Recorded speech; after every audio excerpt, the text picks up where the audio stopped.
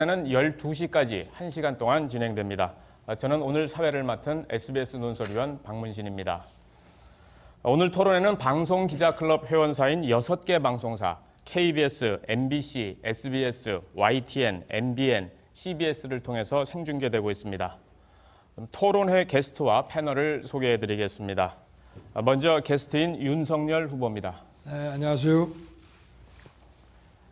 예, 이어서 질문을 해주실 패널 차례대로 소개해드리겠습니다. 제 왼쪽, 화면 오른쪽 순서로 소개해드리겠습니다. 황보선 YTN 해설위원 실장입니다. 안녕하십니까.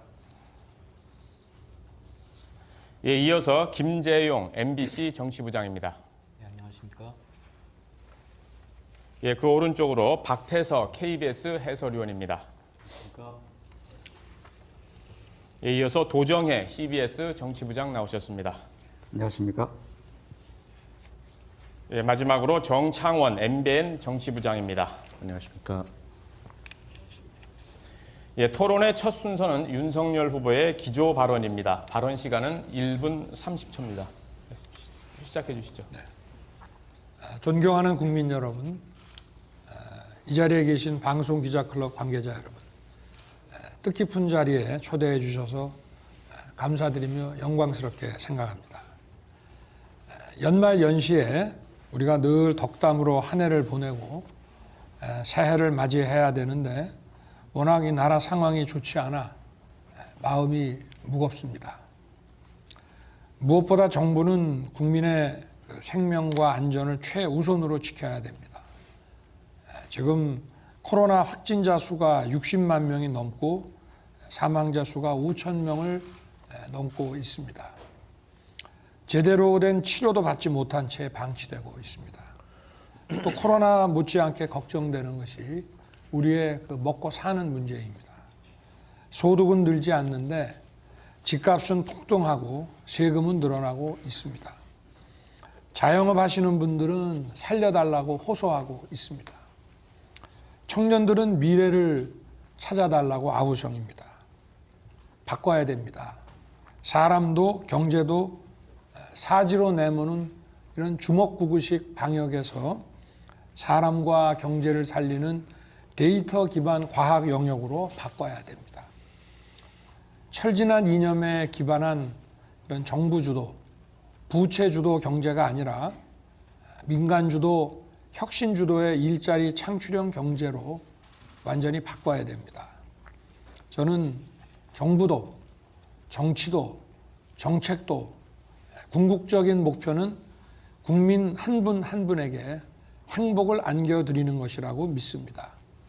한 분 한 분의 행복을 높이기 위해 정책을 펼 것입니다. 어느 한 사람도 소홀히 하거나 뒤처지지 않게 하겠습니다. 국민 여러분, 저나 우리 국민의힘이나 부족한 점이 많습니다. 뼈를 깎는 노력으로 국민 여러분의 뜨거운 정권교체 열망을 받들겠습니다.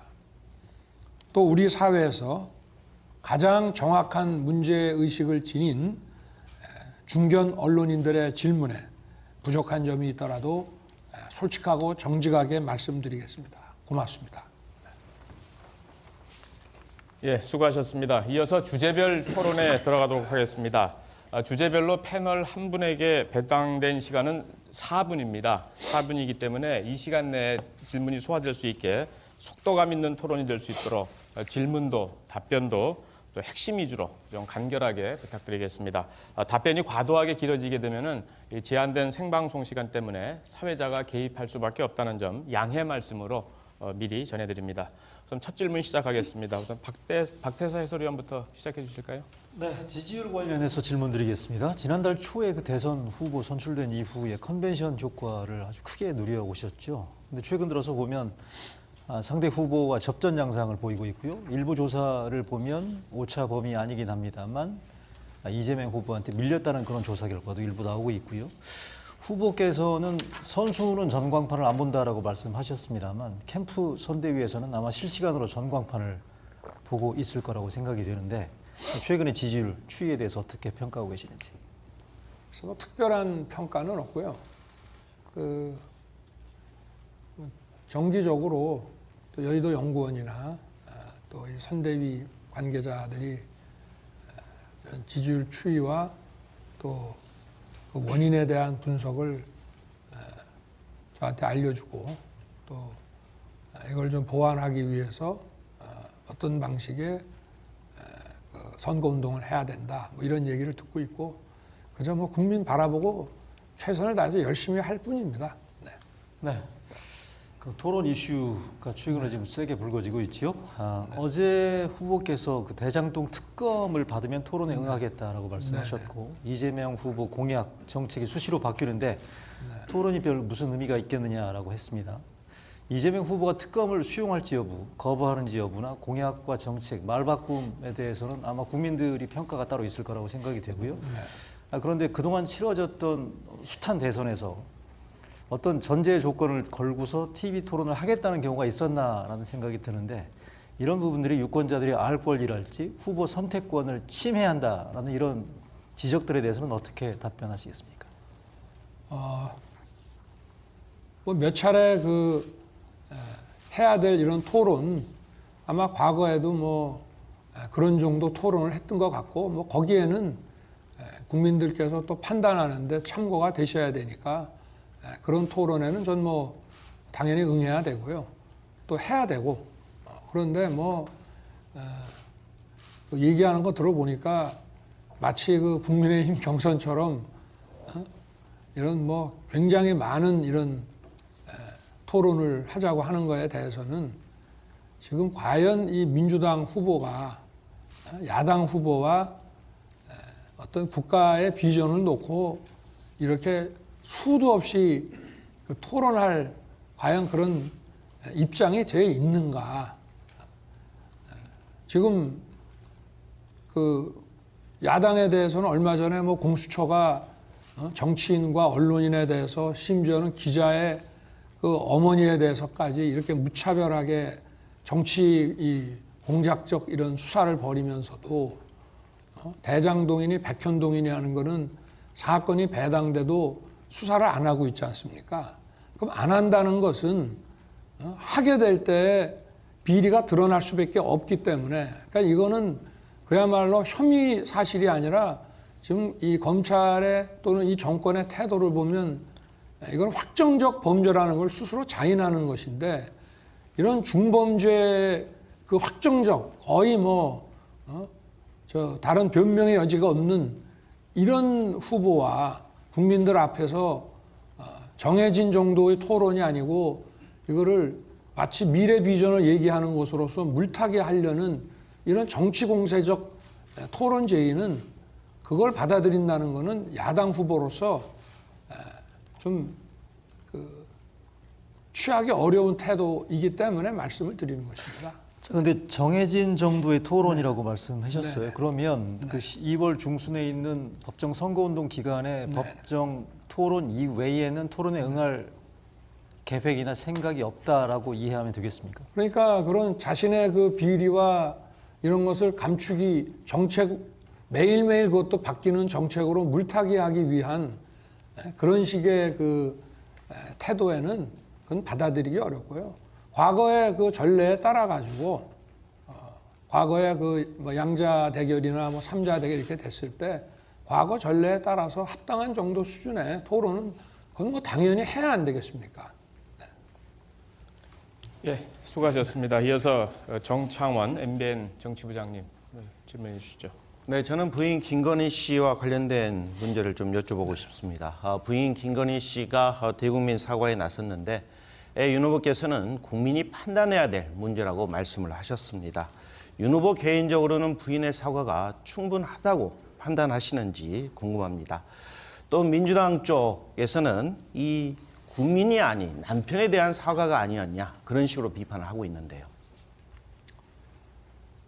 사과라고 하는 것은 그 진정성, 그 마음의 문제이기 때문에 사과를 하는 입장에서 충분하다고 말하는 것 자체가 벌써 진정성이 없는 것이라고 저는 생각합니다. 그래서 저는 제 입장에서는, 저나 제 아내 입장에서는 이 사과가 충분했다 이렇게 말씀드리기는 어렵고요. 다만 진정한 마음에서 한 것이라고 말씀을 드리겠습니다. 그리고 뭐 이 정도 말씀을 드리겠습니다. 저희가 뭐 이것이 과거에 뭐 제가 결혼 전에 제 아내의 관련된 일이라 하더라도 제가 뭐 과거 일이고 아내 일이다가 아니고 지금 현재 부부고 부부는 뭐 같은 사람이기 때문에 이 부분에 대해서는 국민들께 판단을 맡겨야지 제가 뭐 거기에 대해서 언급하는 것은 그건 또 사과의 어떤 진정성하고도 맞지 않는 것이 아니냐 그런 생각입니다. 이 김건희 씨는 남은 선거 기간 동안에 조용히 반성하고 성찰하는 시간을 갖겠다고 말씀하셨는데요. 자, 그렇다면 이 선거 유세 과정에서 부인 김건희 씨와 함께 하실 생각은 있으신지 궁금합니다. 우리나라에 뭐 많은 부부들이 관계가 어떤지는 잘 모르겠습니다만은 저와 제 그 아내의 관계는 저나 제 아내가 서로에게 뭐를 강요하고 권하고 이러지는 않습니다. 기본적으로 정치는 제가 하는 것이고 또 제 집사람은 제 처는 자기 일이 있는 것이고 제가 뭐를 해달라고 요구하거나 그럴 수도 없는 것이고 온전히 제 그 정치 활동을 옆에서 지켜보면서 자신이 또 다른 후보의 그 아내나 배우자가 어떻게 하는지를 보고 본인이 판단할 문제가 아닌가. 그리고 저도 뭐 강요하거나 권할 생각은 없습니다. 네. 자, 이번에는 그 김건희 씨 이 석사학위 논문에서 이 표절 정황이 발견됐다는 그런 의혹이 제기가 됐는데요. 사실은 그 남편과 부인 사이에 이런 문제를 가지고 캐 묻기도 상당히 어려운 상황이고 또 당 차원에서도 이를 확인하기가 어렵다라는 그런 이야기도 좀 나오고 있습니다. 혹시 당 차원이나 아니면 외부 검증기관을 통해서 관련된 의혹에 대해서 좀 더 조사하실, 때로는 정확히 사실관계를 파악하실 용의는 없는지 궁금합니다. 얼마든지 뭐 외부 검증기관에서 하는 거에 대해서 그걸 뭐 제가 반대할 이유는 없고요. 저도 어제 오후 늦게 뭐 그 보도를 뭐 접했습니다만은 자세한 내용은 알지는 못하고 다만 이제 그 선대위에서 뭐 관련된 거를 쭉 조사를 해서 그 언론에 그 얘기한 거를 제가 봤는데 그게 아마 과거에 그 김현미 국토부 장관 케이스하고 다르지 않았다. 그리고 그 당시에도 그 당시 기준에 의해서 인사청문회 때 문제 없는 것으로 그런 결론이 났었다는 얘기만 전 들었고 자세한 얘기는 알지 못합니다. 예, 수고하셨습니다. 이어서 도성의 CBS 정치부장님 받아주시죠. 이 후보님, 그 이준석 대표와 갈등이 좀 심상치 않은 것 같습니다. 바깥에서 지켜보는 저희들도 사실 좀 아슬아슬한데요. 아무리 젊다고 해도 제1야당 대표인데 당 내부에서 철딱서니가 없다. 이런 좀 민망한 말까지 나오고 또 초선 의원들을 중심으로는 이준석 대표가 이제 사퇴해야 된다. 이런 주장까지 나오면서 좀 이 대표를 사면 초과로 좀 몰아가고 있는 것 같은데 이런 움직임 좀 어떻게 보시는지 혹시 이 대표가 그 선대위뿐 아니라 당 대표직에서도 물러나야 된다. 이렇게 혹시 보시는지 궁금합니다. 뭐 연령이 30대라 해도 그 선거를 통해서 당 대표까지 또 오른 분이고 그리고 벌써 10여 년 이상을 또 이 여의도 정치에 경험을 한 분이기 때문에 저는 그 본인의 책임, 그 당대표로서의 역할 이런 것에 대해 잘 아실 것이라고 생각을 하고요. 그리고 또 이것이 향후에 또 본인의 정치적 그 입지 내지는 성취와도 직결되는 문제이기 때문에 지금은 뭐 밖에서 그런 식으로 본다 하더라도 이준석 대표가 자기가 해야 될 일에 대해서는 정확하게 판단해서 잘 하실 것으로 저는 믿습니다. 그 후보님 어제 선대회의에서 이런 말씀도 하셨습니다. 네. 누구도 제3자적 논평가나 평론가가 돼서는 곤란하다. 이준석 대표를 비판한 것으로 이렇게 해석이 되고 있는데 그래서 이 대표가 바로 그게 바로 민주주의다 이렇게 또 반박을 했습니다. 이런 상태로는 참 대선 승리가 좀 어렵지 않겠나 이렇게 보는 시각도 있고 홍준표 전 대표도 조금 전에 이 대표를 계속 핍박을 하면 대선 승리는 물 건너간다 이렇게 좀 말씀하셨습니다.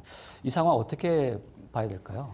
제가 방금 전에 뭐 드린 말씀하고 대동소이한데 저는 그런 뭐 제가 어제 이 논평가적 입장에 서지 말고 문제를 해결하는 그런 우리 입장이 다 되자고 하는 것은 어떤 특정인을 거명한 것이 아니고 우리 당의 많은 그 정치인들이 언론에 많이 나가십니다.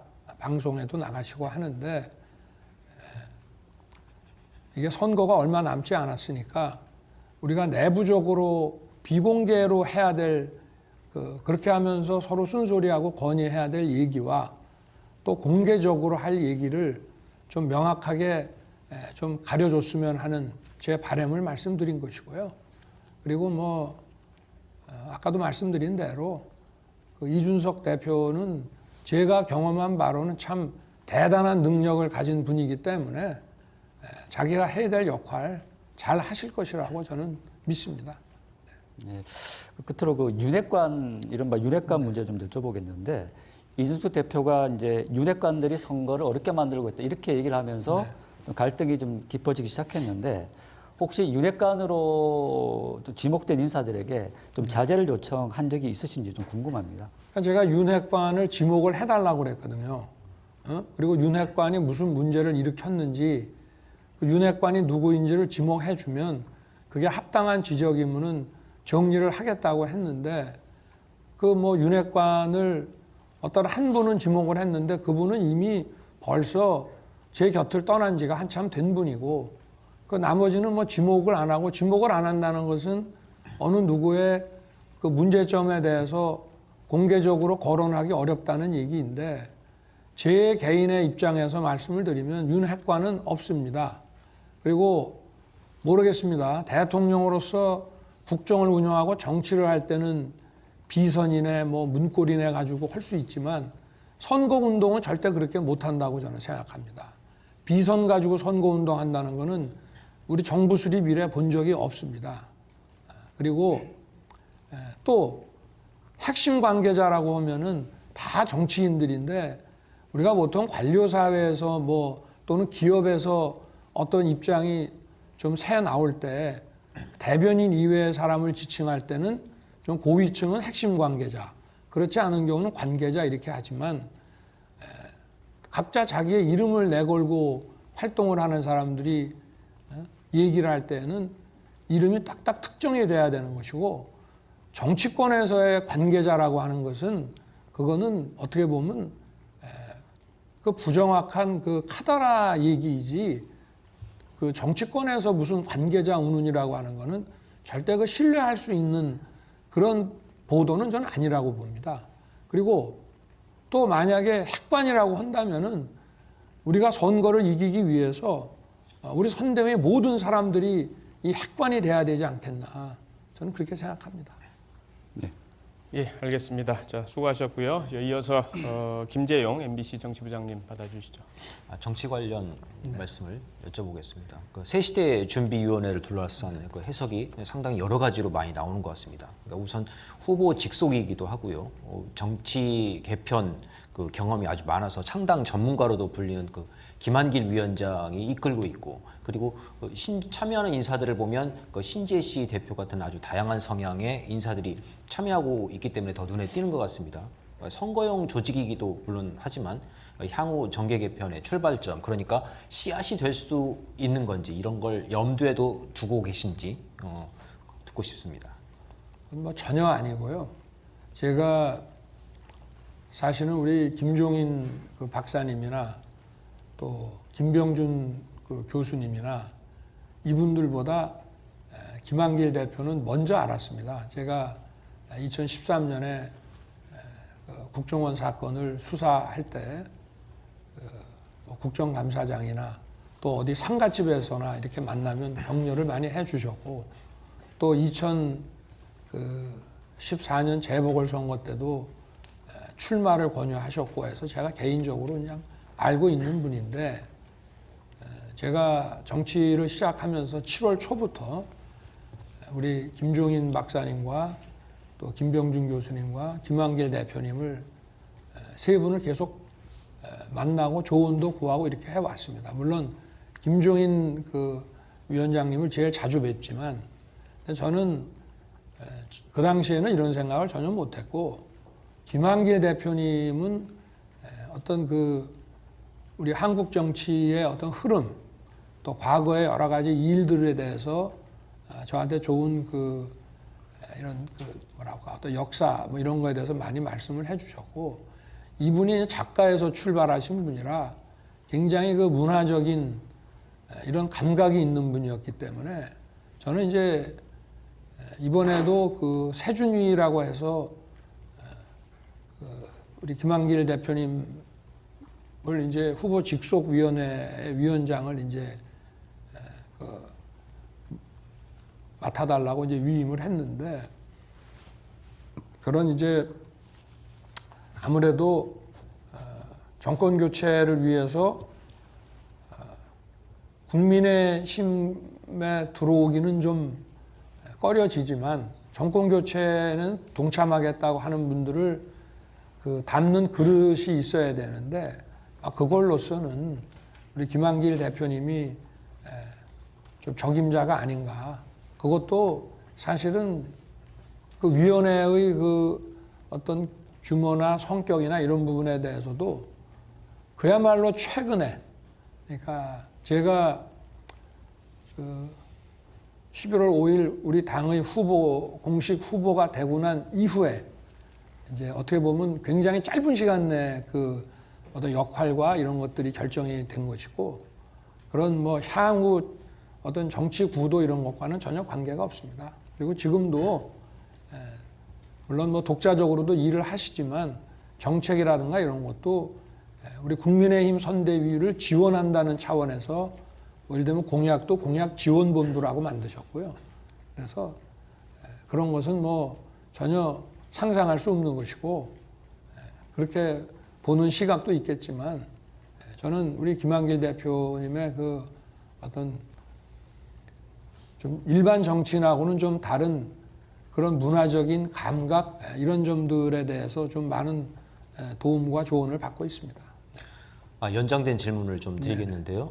그 새시대 준비위원회 목적을 두고서 결국은 막판에 어떤 안철수 후보와의 단일화, 걱정의 단일화를 염두에 두는 게 아니냐라는 해석도 사실은 나오고 있습니다. 김민전 교수를 영입한 부분도 그런 측면이 좀 있다고 생각이 들고요. 그렇다면 이제 단일화 가능성이 열려 있는지, 있다면은 핵심 조건은 또 무엇인지 여기에 대한 말씀을 좀 듣고 싶습니다. 그래서 저는 그 두 분이 과거에 그 새정치민주연합을 함께 하신 거는 알지만, 두 분이 현재도 그렇게 내밀하게 소통을 하시는지에 대해서는 전혀 아는 바가 없고요. 또 김민전 교수도 제가 아주 오래 전부터 그분의 그 언론 칼럼이라든가 이런 것들을 읽으면서 참 그 당시에는 아주 오래 전이라 참 젊은 그 여교수인데 참 그 인사이트가 있구나, 이런 생각을 제가 해왔고, 또 이런 그 뭐 강적이나 이런 프로들을 보면서 참 말씀을 참 잘하고 되게 그 판단이 참 정확하다. 그래서 제가 모시려고 생각을 했는데, 그분들이 뭐 이렇게 가까운 건지는 저는 전혀 모르겠습니다. 네. 끝으로 한 가지만 더 여쭤보면은 그 결국 당선이 된다면은 네. 그럼에도 불구하고 이제 170석이 넘는 거대 야당을 상대를 해야 하잖아요. 그러면 이제 정치를 하기가 쉽지 않은 상황이 될 텐데, 그렇다면 신당 창당설 이런 가능성이 그래서 이제 흘러 나오잖아요. 그럼 여기에 대한 어떤 그 염두를 두고 계시는 건지, 이 부분도. 뭐 여의도라고 하는 데가 기본적으로 뭐 경제와 정치의 이제 금융과 정치의 중심으로 여러 가지 그 당사자들이 의식하지 못했던, 기도하지 않았을 뿐 아니라 의식하지도 못했던 얘기들이 많이 나오는 곳이기 때문에 뭐 거기에 대해서 제가 일일이 참 그 관심을 갖지는 못했습니다만은, 우리 정치사에서도 여소야대라는 것이 늘 많지 않았습니까? 근데 여소야대라 그래서 일을 못한 것도 아니고 다 또 궁극적으로는 그 행정부를 주인 쪽에서 얼마나 소통하려고 노력하느냐에 따라서 또 의회 협조를 받아가지고 또 다 결국은 이제 국민을 바라보고 해야 되는 일들이기 때문에 저는 뭐 여소야대면은 국정을 끌고 가기 어렵다. 아무래도 그 반대인 경우가 훨씬 유리하겠지만은 지금 이 문재인 정권이 그 행정부를 쥐고 있고 국회 180석 갖고 있어서 과연 성공한 그 이런 행정과 정치를 했다고 국민들 누가 인정을 합니까? 오히려 무도하게 마음대로 하다가 국민들의 그 외면만 받게 됐기 때문에 저는 이 여소야대라는 게 나쁘지 않다고 생각합니다. 예, 뭐 하고 싶은 말씀이 많다 보니까 이제 답변이 조금씩 길어지는 것 같습니다. 제한된 시간이 있다는 것, 저기 유념해 주시고요. 자, 다음 질문으로 넘어가도록 하겠습니다. 황보선 YTN 해설실장님 받아주시죠. 네, 저는 후보님의 실언 논란 관련해서 좀 질문을 드리겠습니다. 1일 1 실언 이렇게 이제 언론에서 특히 여당에서 이렇게 얘기를 하는데, 자 그렇다면 이게 분명히 윤 후보님의 지지율을 깎아먹는 건 분명해 보이는데, 일단 이게 후보님의 잘못입니까? 아니면은 참모진들이 좀 잘못해서 그런 겁니까? 뭐 제 잘못이죠. 이거를 예. 제 진심과는 다른 실언이라고 말씀을 해주셔서 감사합니다. 예. 자 그리고 이게 취중 진담이라는 말도 있고요. 또 실수가 반복되면 이게 실수가 아니라 실체다, 이런 시각도 있습니다. 윤 후보님의 반복된 이 실언이 윤 후보님의 실체를 드러내는 거 아니냐, 또 이런 시각도 있는데 어떻게 답하시겠습니까? 뭐 상당수가 저희 그 자유주의, 자유 또는 자유민주주의와 관계되는 얘기들에서 예. 그런 그 비판이 많이 있던 거로 저는 알고 있습니다만은, 저는 그 자유민주주의 가치를 본질로 하는 이 헌법주의자라고 저는 자부하고 있습니다. 제가 검찰에 있을 때도 예. 헌법 정신에 입각해서 형사 법 집행을 해야 된다고 늘 강조를 해왔고, 그리고 이 제가 말하는 소위 자유라는 것은 21세기 자유지 19세기적 그 방임주의의 그 자유를 말하는 것이 아니기 때문에 예. 늘 저는 이거는 승자 독식의 자유가 아니다. 모든 국민이 자유시민으로서 연대해서 다 함께 정말 실질적인 자유를 누려야 한다라고 강조를 해왔기 때문에 이것이 기본적으로 이 복지라든가 이런 것은 자유의 본질 요소로 다 포함되는 것이라고 저는 늘 주장하고 있습니다. 그래서 어떤 관점과 그 철학에 입각해서 저는 말씀을 드렸는데, 뭐 제가 아마 정치 세계라고 하는 것은 뭐 이런 공직 세계나 이런 또 학문의 세계와 달라서 상대방에게 빌미를 주면은 늘 그것이 왜곡되거나 공격을 당할 수 있다는 것을 제가 잘 좀 대처를 못한 게 아니냐. 그래서 뭐 국민들의 비판은 또 당연히 수용하고 받아들이면서 제가 또 정치적인 그 책임을 질 거는 져야 되지 않겠나, 그래 생각합니다. 좀 아프시겠지만은 몇 개만 좀 되짚어 보겠습니다. 전두환 정치는 잘했다. 자, 부득이하게 국민의힘 선택 입당, 그리고 수입된 이념에 사로잡혀서 민주화 운동, 그리고 극빈 생활을 하고 못 배운 분들 자유의 필요성을 느끼지 못한다, 이런 발언하셨는데, 혹시 이 중에서 언론이 그 앞뒤 맥락을 다 끊어버리고 보도했다, 그래서 좀 억울하다, 해명 꼭 하셔야겠다, 이게 혹시 있습니까? 다 그런데요. 다 그렇습니다. 제가 수입된 이념으로 민주화 운동에서 민주화 운동을 폄훼한 거는 절대 아니고요. 예. 우리 그 민주주의를 위한 그야말로 우리 헌법 가치를 지키겠다고 하는 그런 민주화 운동을 폄훼한 것이 아니고, 그 민주화 운동의 한 어떤 가닥으로서 주사파라든지 주체 사상 이념이라든가, 또는 좀 종속 이론 중에서도 좀 극단적인 이론들을 받아들여서 그 사회 혁명 이론으로서 저는 민주화 운동과 그 소위 말하는 그 혁명 이론이라는 건 좀 다른 차원이라고 봅니다만은 어찌됐든 권위주의 체제를 깨는 데는 서로 목표를 같이 했기 때문에 80년대에는 그것도 민주화 운동의 일환으로서 국민들이 받아들여 줬지만 일단 민주화가 된 이후에는 그런 소위 수입된 이념에 입각한 이런 혁명 그 논리는 맞지 않는다 이렇게 얘기한 것이지 우리 그 80년대 70년대 민주화 운동을 그런 식으로 얘기한 사실 자체가 아예 그건 없습니다. 그리고 전두환 발언에 대해서는 상대 당은 이재명 후보도 어떻게 보면 저보다 더 심한 얘기를 했습니다만은 저는 그분을 이 훌륭한 정치인이다라고 이렇게 포괄해서 평가한 것이 아니고 그분이 재직하던 중에 있었던 어떤 특정 부분을 우리가 배울 거는 배워야 된다라는 뜻에서 말씀을 드렸는데 그 부분이 아마 민주당 후보가 그런 얘기를 했으면은 괜찮았을 텐데 국민의힘 후보가 그런 얘기를 하니까 그것이 아마 많은 호남인들의 그 트라우마를 건드리지 않았나 해서 그 부분에 대해서는 제가 깊이 사과를 드리는 것입니다.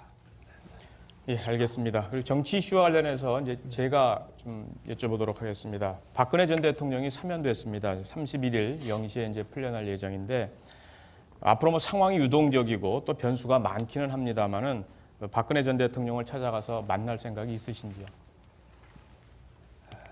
글쎄 뭐 제가 공직자로서 탄핵 소추가 되고 또 기존 검찰에서 특수본에서 넘어온 사건을 제가 뭐 그 당시에 우리 박근혜 대통령께서 탄핵 이후에 그 구속 조치된 것을 저희가 담당하지는 않았습니다만은 그 이제 원인이 되는 그 삼성 사건을 저희가 했고 또 제가 중앙지검장이 된 이후에 그 몇 가지의 그 여죄에 대해서는 저희가 수사를 했습니다만은 제가 아무리 뭐 그 공직자로서 제 직분에 의한 일이었다 하더라도 정치적으로 또 정서적으로는 대단히 그 미안한 그런 마음을 인간적으로 가지고 있기 때문에 그분의 지금 건강 회복이 우선인 상황에서 제가 그분을 뵙겠다고 찾아가는 것이 우리 박 대통령의 그 건강 회복에 과연 바람직하겠느냐. 그래서 지금은 우리 박근혜 전 대통령의 조속한 그 건강 회복을 바랄 뿐입니다. 예, 그리고 이제 사면과 관련해서 이명박 전 대통령은 사면에 포함되지 않았습니다. 그 왜 포함이 안 이명박 전 대통령을 사면할 용의가 있으신지 이 두 가지도 같이 여쭙고 싶습니다. 뭐 저는 전직 대통령이라고 하면은 이제 퇴직을 하셨더라도 어느 분이나 다 상당한 어떤 그 국민들의 한때 지지와 이런 것을 받았고 또 어떤 과오가 있어서 그 지지가 철회됐다 하더라도 또 그분들에 대해서 새로운 권력이 이 어떤 처벌을 한다고 또 나설 때에는 많은 분들이 저항을 할 수 있습니다. 심정적으로. 그래서 전직 대통령에 대한 이 그 사법 그 처리라고 하는 것이 굉장히 국민 통합에는 대단히 부정적입니다. 정치적으로 봤을 때는. 그러나 또 이 법치라는 것과 이 늘 충돌되는 부분이 있기 때문에 저는 그 법치라고 하는 사법적인 판단과 국민 통합이라고 하는 정치적인 그 어떤 결단 내지는 그 판단은 좀 서로 차원을 달리하는 것이고 잘 우리 국가 발전과 국민의 그 미래를 위해서 이것이 잘 조화돼야 된다 하는 그런 생각을 갖고 있습니다. 그래서 어떤 전직 대통령이든지 저는 과거에 그 노무현 대통령에 대한 검찰 수사가 있을 때에도 수사팀이 저한테 어떤 의견을 물어오면은 저는 하여튼 조속하게 처리를 하고 무리는 안 하는 것이 좋다. 그런 제가 또 얘기를 했고 물론 수사팀도 애로사항이 늘 많았겠습니다만은 어찌됐든 간에 전직 대통령이 이 장기간 수감되는 모습이 어느 국제적으로나 우리 국민의 그 미래를 위해서나 그게 과연 바람직한 것이냐에 대해서는 많은 어떤 의문을 가지고 있습니다. 그래서 저는 뭐 이명박 대통령도 박근혜 대통령보다 더 고령이시고 건강 상태도 좋지 않으신 거로 알고 있는데 이 부분에 대해서는 현재의 여론조사만을 가지고 판단할 것이 아니라 이런 그 사명권을 이걸 대통령에게 헌법이 부여했을 때에는 우리 미래의 그 국가 발전을 위해서 미래의 국민 통합을 위해서 대통령에게 이런 고권적인 판단 권한을 준 게 아닌가. 그래서 그런 각도에서 판단을 해야 된다고 저는 생각합니다. 예, 수고하셨습니다. 지금 정치 이슈 중심으로 이제 한 바퀴가 다 돌아왔습니다. 그 여론조사 추이라든가 부인 김건희 씨에 대한 의혹 문제라든가 당 내부 갈등 문제, 또 야권 후보 단일화 문제, 그리고 사면과 관련된 전직 대통령 사면에 대한 의견과 정국 구상, 뭐 이런 것들에 대한 정치 이슈 중심의 얘기가 이제 한 바퀴 도는 것 같고요. 지금부터는 이제 정책 중심으로 화제를 바꿔서 질을 계속 이어가도록 하겠습니다. 지금 예정 시간보다 약 5분 정도 좀 길어지고 있는 상황입니다. 패널 분들도 그리고 게스트께서도 좀 미리 염두에 두시고 좀 핵심 위주로 간결하게 진행해 주셨으면 좋을 것 같습니다. 정창원 MBN 정치부장님. 네, 저는 부동산 정책에 대해서 좀 여쭤보도록 하겠습니다. 윤 후보께서는 이 재임 기간 중에 그러니까 5년 동안 수도권 130만 홀 포함을 해서 총 250만 홀 공급을 하겠다고 밝히셨습니다. 사실 그 정도 숫자라면 한 해 50만 홀인데 지금도 그 정도는 공급이 되고 있다. 이게 확실한 대책이 될 수 있겠느냐 그런 지적이 나오고 있는데 윤 후보 생각이 궁금하고요. 또 이번에 그 3기 신도시가 한 40만 호 정도 공급이 됩니다만 이걸 제외하더라도 90만 호를 재임 기간에 마련을 해야 됩니다. 이 역시도 쉽지 않을 것 같은데 어떤 보관을 갖고 계십니까? 네, 물론 현 정권이 이 부동산 그 규제를 통해 가지고 민간의 공급이 많이 억제되도록 했습니다만은 결국은 이 엄청난 그 수요 때문에 그런 가운데서도 연간 뭐 수십만 호씩 공급이 계속 돼 오긴 했습니다. 그런데 왜 이런 공급 부족에 의해서 가격이 치솟았느냐? 필요한 곳에 공급이 안 됐기 때문입니다.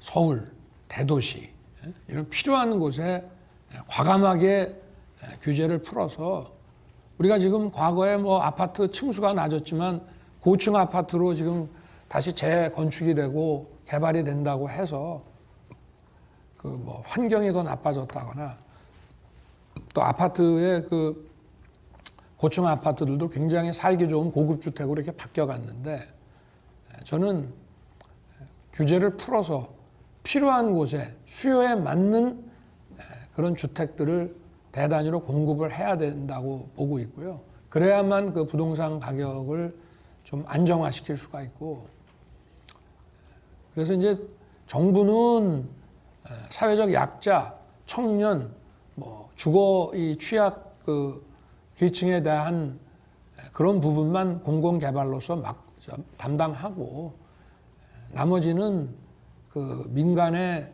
좀 규제를 풀어 가지고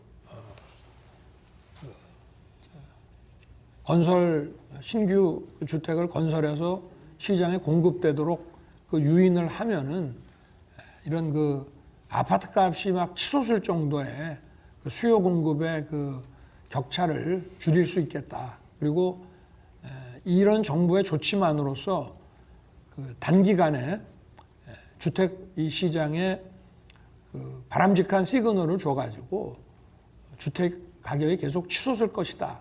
그렇지 않을 것이다라고 하는 그 어떤 믿음을 시장에 갖게 하는 것이 중요하다고 생각합니다. 네, 한 가지만 더 여쭤보도록 하겠습니다. 이 최근에 이 청년들의 주택 마련이 쉽지가 않습니다. 젊은 세대들 입장에서 보면 아파트 가격도 크게 상승을 하고 특히 대출을 막아놔서 도저히 내 집을 마련할 수 없다. 그런 아우성이 나오고 있는데 이런 젊은 세대들을 위한 주택 특별한 보관이 계시는지 궁금합니다. 한 세 가지 정도로 말씀을 드리면요. 일단은 제가 한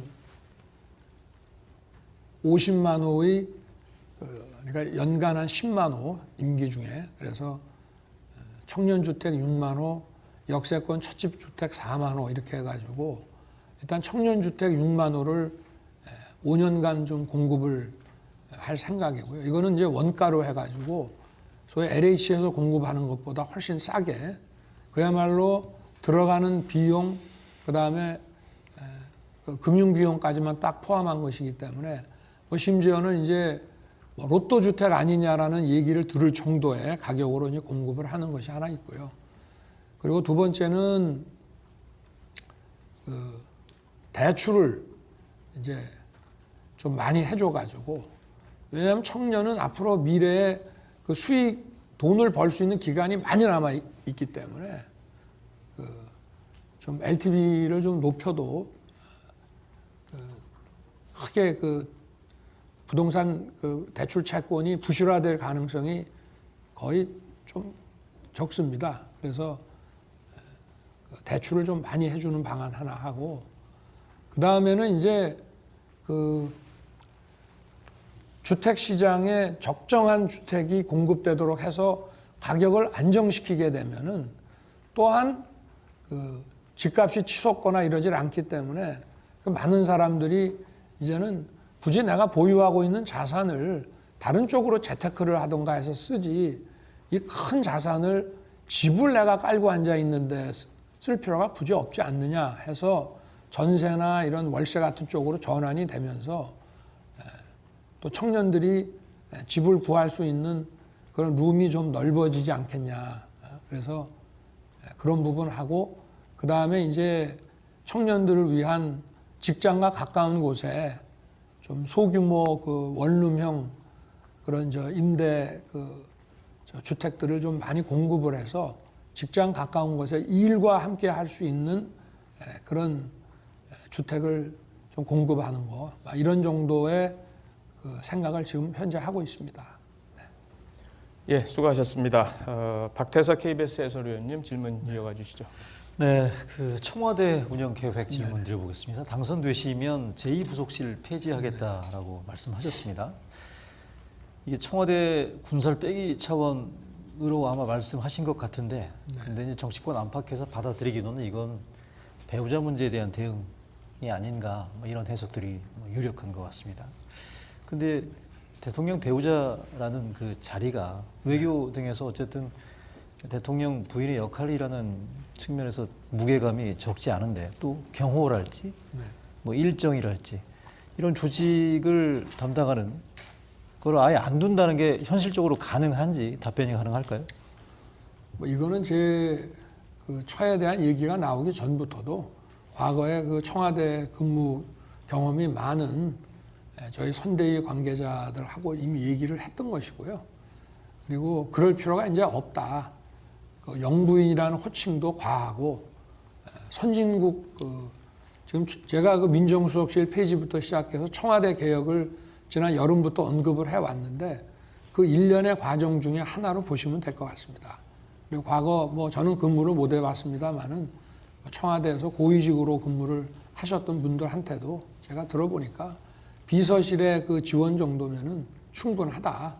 그리고 대통령의 가족에 대해서 그 법적으로 아예 딱 그 지위를 규정해 놓은 나라들도 있고 그렇지 않은 나라가 있는데 법 외적인 그런 그 특수한 이 보장을 해주는 것은 그건 뭐 법치주의에 맞지 않는 거라고 저는 생각하고 있습니다. 하나 더 있습니다. 청와대 그 개혁 관련해 가지고요.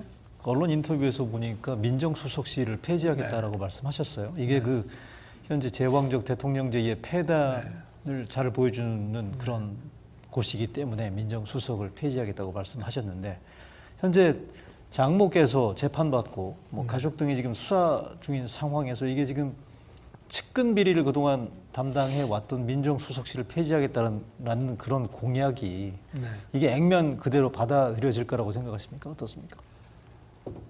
원래 그 박정희 대통령 시절에 60년대 제가 말로써 들었는데 그 당시에 그 민정수석이라는 그 제도를 만들 때는 아마 김대중 대통령이 그 당시 국회의원 시절에 그 대통령의 측근들, 소위 5.16 그 동지들의 부정부패상이 심각하다고 하는 연설을 듣고 아마 그 박정희 대통령이 이 측근에 대한 그리고 당시 실세들에 대한 그 통제를 위해서 만든 것으로 알고 있습니다만은 이것이 세월이 흐르면서 변질이 돼가지고 대통령이 수사, 뭐 조세, 뭐 이런 그 세무 당국 이런 소위 말하는 뭐 금감원까지 해가지고 이런 소위 사정 기능을 할 수 있는 기관들을 민정수석을 통해서 장악을 해가지고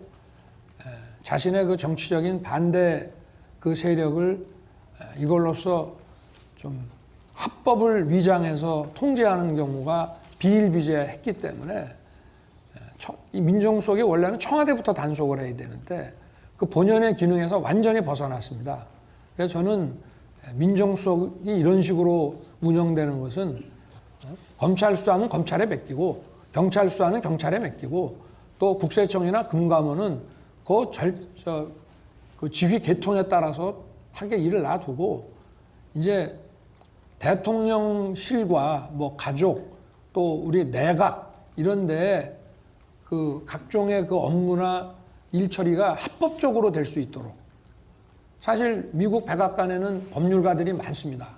법무부에서 어토니 하던 사람들도 많이 들어가 있는데 이게 뭐냐면 바로 그 대통령과 대통령 주변 그리고 내각의 행정부의 일들이 헌법과 법률에 부합하게 그 벗어나지 않게 하기 위한 그 스크린을 하는 그런 조직들인데 그거는 대거 두더라도 이 사정기관을 관장하는 그런 조직은 대통령실에 두지 않겠다.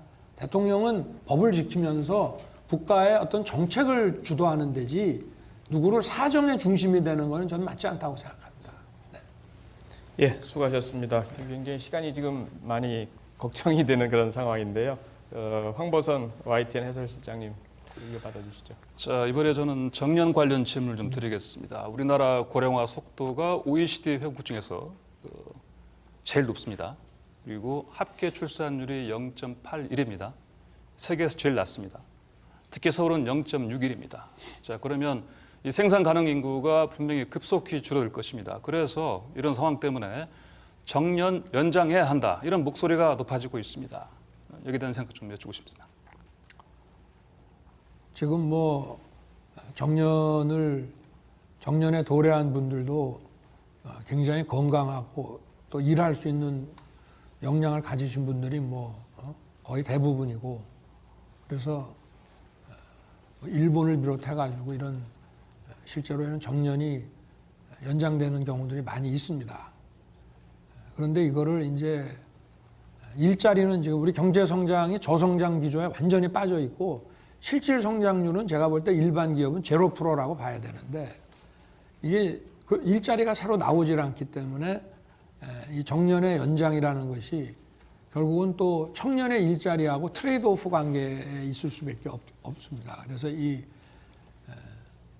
노사 간의 합의로서 그 근무를 더 하는 것을 변론으로 법률로서 정년을 연장하는 문제는 이런 세대 간에 또 이해 상충되는 전체 국민들 간에 이런 좀 의견을 더 들어보고 어떤 대타협을 전제로 해서 이루어져야 되는 문제라고 저는 생각합니다. 예. 하나 더 여쭤보겠습니다. 연금 같은 경우에 국민연금이 지금 20년 후에는 적자를 짓고요. 2056년도에는 고갈된다고 합니다. 연금 개혁 이거 피해갈 수 없는 상황인데 앞으로 어떻게 하시겠습니까? 연금 개혁 역시 지금 우리 국민연금을 더 돈을 많이 걷고 적게 나눠주는 그런 식이 아니면 연금 이제 부실화를 막을 길이 없는데 거기에다가 이제 퇴직한 분들의 어떤 경제적 안정을 위한 소위 말하는 이제 이 기초연금 또 퇴직연금 그리고 뭐 공직자라든가 군인이라든가 이렇게 해서 이런 특수직역의 이런 연금들을 통합을 할 것이냐 또 도대체 소위 보장률을 어떤 식으로 할 것이냐, 뭐 이런 문제들을, 이것도 결국은 세대 간 이해상충이 굉장히 심하고, 또 연금의 어떤 연금을 지금 자기가 소속돼 있느냐에 따라서도 이해관계가 첨예하기 때문에 이 부분도 저는 선거에 무슨 선거 공약이라고 하는 거는 제 임기 중에는 반드시 여기에 대한 문제를 해결하겠습니다라는 것은 공약이 될 수 있지만 그 방안을 내놓기는 어느 정당이나 쉽지 않다고 저는 생각을 하고요. 다만 제가 약속드릴 수 있는 거는 초당적인 연금개혁위원회를 만들고 이렇게 해서 이것도 그냥 방치할 것이 아니라 이슈화를 시켜가지고 국민의 어떤 이 대합의를 이끌어내서 반드시 임기 중에는 연금 재정의 부실화를 막으면서 그 목적을 달성하는데 어떤 최적의 방안을 이제 해야 된다. 지난 정부 5년 동안 이렇게 방치한 것처럼 이렇게 놔둬서는 안 된다 하는 것만은 분명히 말씀드리겠습니다. 예, 수고하셨습니다. 정책과 공약에 관한 토론 계속되고 있습니다. 이어서 도성의 CBS 정치부장님 받아주시죠. 예, 시간이 좀 빠듯한 것 같아서 코로나 피해 보상 문제 짧게 하나 질문 드리겠습니다. 자영업자들 고통 너무 커지고 있고 그래서 이재명 후보가 후보께서 얘기한 그 100조 원 지원 대선 끝나고가 아니라 지금 당장 논의하자 이렇게 촉구하고 있는데 또 윤석열 후보 공으로 돌리겠다 이렇게 얘기도 하고 있습니다. 또 응할 생각 있으십니까? 네, 얼마든지 지금 응할 용의가 당연히 있는데요. 그냥 논의해가지고 마치 아까도 제가 말씀드린 것처럼 정책을 빙자해가지고 물타기를 할 것이 아니라 현실적으로 지금 180석 정당의 공식 후보가 됐으니까 행정부에 얘기를 해서 뭐 추경이든지 뭐든지 방안을 올려놓고 그리고 거기에 대한 처리 방안, 이걸 도대체 어떤 식으로 우리 소상공인 자영업자에게 이것을 분배할 것이냐. 저희는 이미 8월 달에 그 얘기를 다 했습니다. 그리고 일단은 50조 정도로 먼저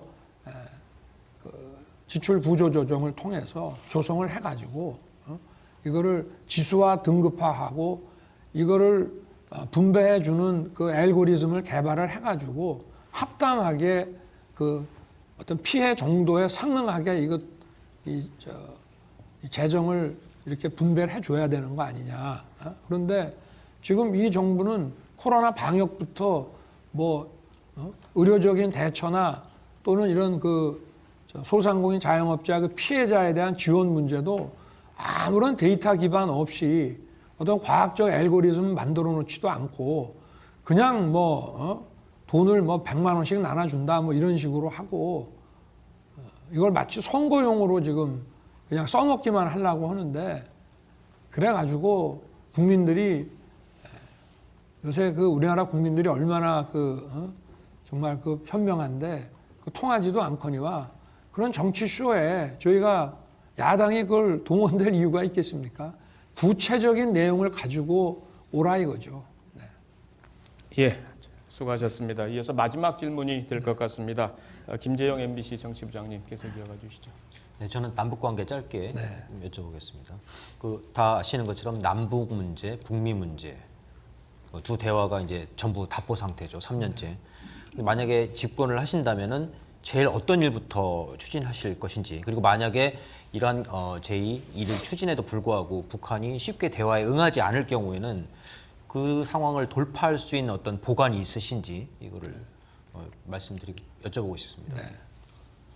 어떤 일을 먼저 한다는 그런 식의 이제 이 정권 같은 이런 정상 만남이라는 이런 쇼를 할 것이 아니고 저는 먼저 철학과 입장을 정확히 정해야 되는데요.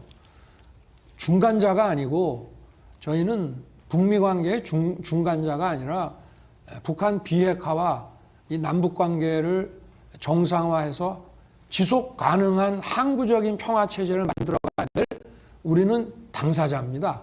먼저 당사자라는 인식을 명확히 해야 되고 남북 문제라고 하는 것이 남북한 문제라는 것이 남북한의 그런 소위 말하는 자주적인 방식으로 해결될 수 없는 문제라는 것은 국민들도 다 아십니다.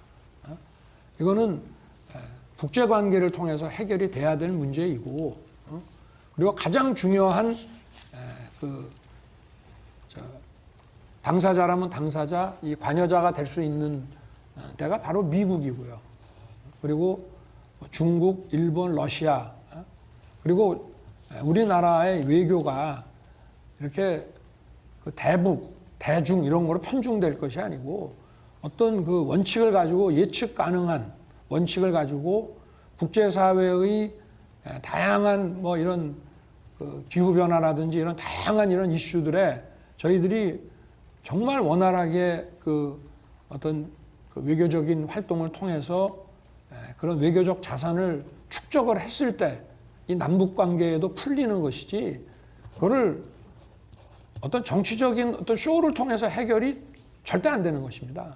그리고 이 핵 문제라고 하는 거는 남북의 문제가 아니라 이거 국제적인 문제이기 때문에 먼저 남북 간의 문제가 어떤 문제이고 이것을 해결하기 위해서는 어떤 자세를 가져야 되는지에 대한 그 입장부터 명확하게 갖는 것이 기본이라고 저는 생각합니다. 예, 수고하셨습니다. 원래 마지막 질문으로 제가 갖고 있었던 게 이 베이징 올림픽에 대한 외교 보이콧에 대한 의견을 여쭙는 것이었는데 지금 시간 관계상 거기까지 듣기는 조금 어려울 것 같습니다. 마지막으로 토론을 이제 정리하면서 마무리 발언으로 1분가량 시간 드리도록 하겠습니다.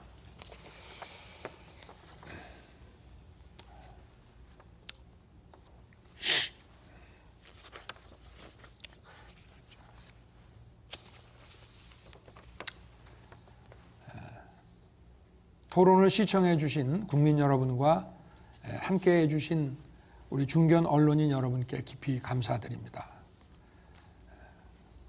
코로나는 여전히 끝이 보이지 않은 채 우리 국민의 삶을 위협하고 있습니다. 무엇보다 우리 사회의 공정과 정의가 실종되고 불신과 갈등의 폭이 깊어졌다는 사실이 너무나 안타깝습니다. 이번 대선은 통상의 대선이 아니라 나라를 바로 세울 기회입니다. 저는 26년간의 이 검사 생활을 통해서 늘 진실과 현장을 중시하는 이 실용주의 정신과 또 공정과 정의를 위해서는 어떠한 힘에도 굴복하지 않는 그런 입장을 늘 견지해 왔습니다. 경제가 다시 활력을 찾는 역동적인 대한민국, 또 국민의 안전을 보호하는 든든한 대한민국, 또 공정과 상식이 바로서는 정의로운 대한민국으로 국민의 삶이 한층 행복하고 풍성해지는 그런 나라를 만들겠습니다. 제가 걸어온 것과 같이 앞으로도 오직 국민만 바라보고 가겠습니다. 새해 복 많이 받으시고 가정에 늘 건강과 행복이 가득하시기를 빌겠습니다. 감사합니다. 예, 수고 많으셨습니다. 1시간의 짧은 시간이었습니다만은 윤석열 후보의 정책과 이슈에 관한 궁금증이 활발히 논의됐던 자리였다고 생각합니다. 토론에 응해주신 윤석열 후보님 다시 한번 감사드립니다. 패널 여러분들도 수고 많으셨습니다. 토론회를 마치겠습니다. 감사합니다.